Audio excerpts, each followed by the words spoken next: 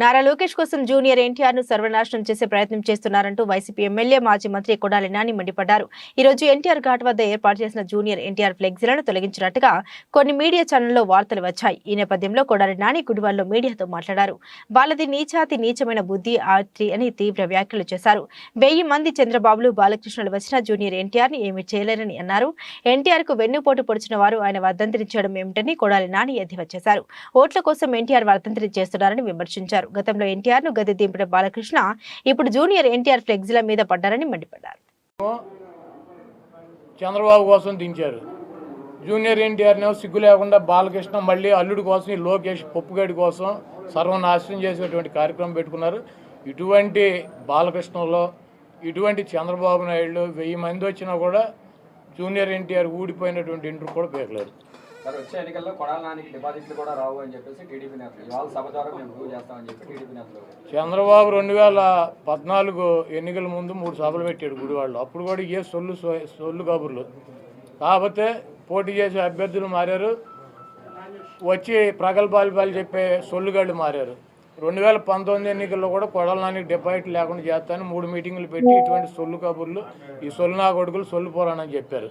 మళ్ళీ 2024 వచ్చింది, మళ్ళీ అభ్యర్థులు మారారు, మళ్ళీ మాట్లాడేవాళ్ళు మారారు.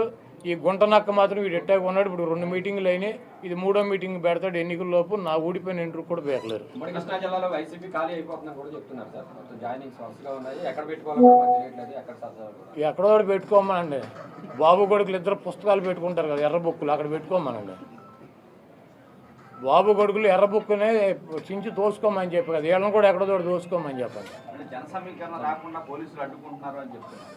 అసలు చంద్రబాబు గుడివాళ్ళు ఎవడొస్తాడు?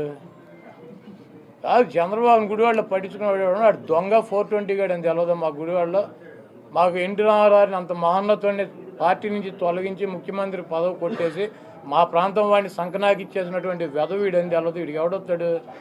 చంద్రబాబు నాయుడికి జనం వస్తారా? అంటే 1,00,000 మందితో సభ పెడుతున్నామని టీడీపీ నాయకులు చెప్తున్నారు కదా సార్. 2 లక్షలు అన్నారు, ఇప్పుడు 1,00,000కి వచ్చారా? అది మొన్న వాళ్ళే పార్టీ మీటింగ్ పెట్టి 2 లక్షల మంది జనం అన్నారు, ఇప్పుడు 1,00,000కి వచ్చారా? అక్కడ తీసుకున్న ల్యాండ్ ఎంతో చూసారా మీరు?